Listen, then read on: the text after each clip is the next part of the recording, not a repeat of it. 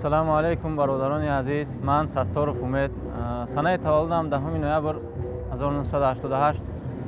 соли 2014 бо фиребу найрангҳои раиси ҳизби ноҳияамон Давлатов Умаршо баъд аз адои намози аср дар саҳни масҷид барои мо бо фитнаҳои худ даъват кард, таблиғ кард ки агар ҳар касе имрӯз мехоҳад камтарин хизмати барои дин, барои ҷомеа бикунад, бояд аъзои ин ҳизби экстремистӣ, террористӣ Наҳзати Исломӣ шавад ва аз камсаводии мо истифода бурда моро шомили ин ҳизби экстремистӣ намуда ва барои мо далел овард ки агар ҳарчанде ки аъзоёни мо зиёд бошанд ва мо дар парлумон метавонем одами зиёд дошта бошем, депутатҳои зиёд дошта бошем ва қонунҳое ки имрӯз бар зидди ислом ҷорӣ ҳастанд дар Тоҷикистон, бар зидди ин қонунҳо мубориза барем. Аммо мутаассифона ягон далеле аз Қуръон наовард ки кадом қонунҳои Тоҷикистон бар зидди ислом бошанд. баъд аз он ки мо аъзои ин ҳизби экстремистӣ, террористӣ Наҳзати Исломӣ шудем ва таблиғоти худро дар ҷумҳурӣ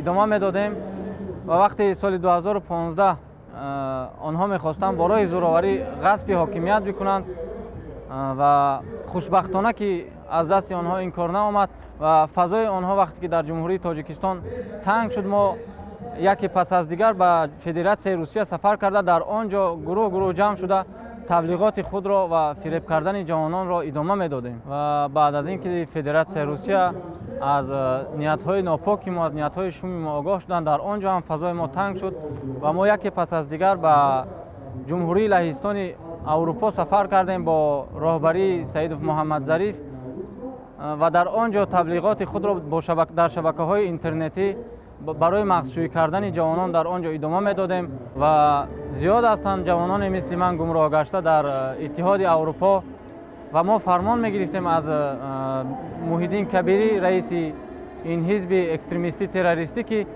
барои ҷавонҳо ду чизро таблиғ бикунем. Як ин ки хубии Аврупоро барои онҳо нишон бидиҳем, озодӣ, гӯё ки онҷо озодӣ асту, хубиҳо асту, ва дуюм ҷумҳурии Тоҷикистонро бо роҳи фиребу дурӯғ ҳамчун торикию зулмату зулм нишон бидиҳем барои ҷавонон.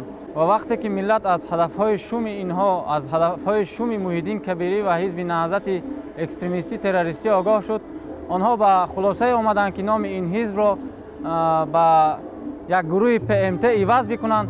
дар асл ПМТ ин худ ҳамон ҳизби экстремистӣ, террористӣ Наҳзати Ислом аст бо роҳбарии Муҳиддин Кабирӣ ва инҳо доранд бо дигар ҷома мехоҳанд ки мардумро боз ҳам ба мағзшӯию фиреб ба доми худ биафкананд. ва ман шахсан дар тамоми ҷамъомадҳо, дар тамоми гирдиҳамоиҳо дар он ҷо иштирок мекардам бо онҳо ва сардорони мо барои мо мегуфтанд ки шумо сабр бикунед, мо рӯзҳои наздик бо сари баланд ба ҷумҳурӣ дохил мешавему ва барои шумо вазифаҳои муайян, вазифаҳои курсиҳои дар ҷойҳои баланд интизори шумо ҳаст. Вақте ки мо дар Иттиҳоди Аврупо, дар ҷумҳурии Лаҳистон зиндагӣ мекардем, шахсан ман 4 марҳилаи паноҳандагириро гузаштам ва ба сабабе ки далелҳои ман суханҳои ман асос надоштанд, барои ман шахсан корти паноҳандагиро надоданд ва барои мо ҳамчун паноҳандаҷӯ ҳар моҳи 750 злоти пули лаҳистонӣ медоданд ки мутобиқ бо $195 Иёлоти Муттаҳидаи Амрико мешавад ва мо аз ин пулҳо ҳатмӣ аз $5 то $10 ҳатмӣ ба фонди Муҳиддин Кабирӣ мегузарондем ки бо ин пулҳои мо дигар ҷавононро фиребу найранг карда, мағзшӯӣ карда ба сафи мо ҷамъ шаванду ва буданд ҷавононе ки аз ин ҳам зиёд то $50 то $100 ба он фонд мегузарондам, ба фонди Муҳиддин Кабирӣ, ки дигар ҷавонон биянду ба мисли мо гумроҳ гарданд. ва ман ба дигар бародарон, ба дигар ҷавонон гуфтаниям ки фиребу найрангҳои инҳоро гӯш накунед.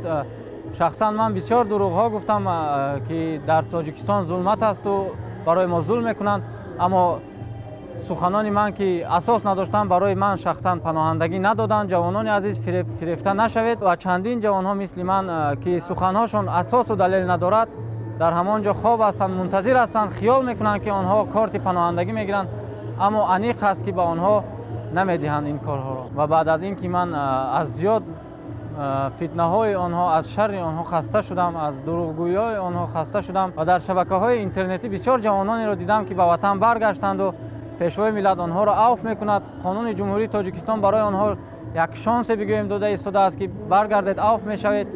ва ман ҳам тасмим гирифтам ки аз дасти онҳо бо кадом роҳе ки набошад фирор бикунаму ба ватан барбигардам. ва барои чӣ ман гуфтам ки ман аз онҳо фирор кардам? бисёр ҷавононе буданд вақте ки мехостанд ба ватан барбигарданд, онҳоро тарс медоданд ки шумо бар ватан бармегардед, болои шумо зулм мешавад, шуморо зада маиб мекунанду модарони шумо инвалидбони шумо мешаванд. ва ман наистодам ба онҳо маслиҳат накардаму аз онҳо фирор кардам. ва шахсан худи ман вақте ки ин наворҳоро медидам ки пешвои миллат ҷавононро авф карда истодааст, чанд бор пеши худ мақсад гузоштам, ба онҳо гуфтам ки ман ба ватан бармегардам. ҳамаи ҷавонон озод гашта истоданд. маро бо роҳҳои фиребу дурӯғ мегуфтанд ки онҳо озод нестанд, онҳо мераванд онҷо шиканҷа мешаванд. шахсан ман ки фарзанди ягонаи хона будам, барои ман мегуфтанд ки ту фарзанди ягона ҳастӣ, маибат мекунанду зулмат мекунанду аммо озод намешавӣ. гуфтам маро чанд бор шахсан худамро тарсондаанд. ва вақте ман аз Лаҳистон ба ҷумҳурии Туркия фирор намудам, аз он ҷо наворҳоро зиёд тамошо мекардам, ҷавононро. ва дар охир вақти навори Шарофиддингадоевро дидам ки яке аз сардорони гурӯҳи 24 буду ба ватан баргашту авф шуду озод аст. ва ман қалбам мутмаин шуд ки пешво маро низ авф мекунаду аризае навистам ба вазири вазорати корҳои дохилӣ, хусусан ба убоби ҷумҳурии Тоҷикистон ариза навистам ки мехоҳам барбигардам. аризаи манро қабул карданду ба Тоҷикистон баргаштам. вақте ки ба ҷумҳурӣ баргаштам, ба убоби ҷумҳурӣ муроҷиат намудам ва баёноти манро дар тӯли 2 рӯз дида баромаданду имрӯз ман дар хона дар назди падару модар, дар назди фарзандонам озод ҳастам. ман ба дигар ҷавонон гуфтаниам ки шумо дигар фиребу найрангҳои ин гурӯҳакони экстремистию террористиро дигар гӯш накунед. ҳар касе ки мехоҳад ба ватан барбигардад, муроҷиат бикунед ба убоби ҷумҳурии Тоҷикистон. онҳо кори шуморо тӯли 1 рӯз ё максимум тӯли 2 рӯз дида мебароянду ва шумо озод мешавед. ва дар охир сипосгузорам, бисёр сипосгузорам. сипоси худамро баён мекунам ба пешвои миллат, асосгузори сулҳу ваҳдат муҳтарам Эмомалӣ Раҳмон, ва сипоси худро изҳор мекунам ба убоби ҷумҳурӣ, ба вазорати корҳои ҷумҳурии Тоҷикистон ки имрӯз модарони мо фарзандони гумроҳгаштаро хурсанду хушбахт намуданд. ҷавонони азиз, барбигардед, хизмати ватанро дар дохили ватан бо ҳам бикунем.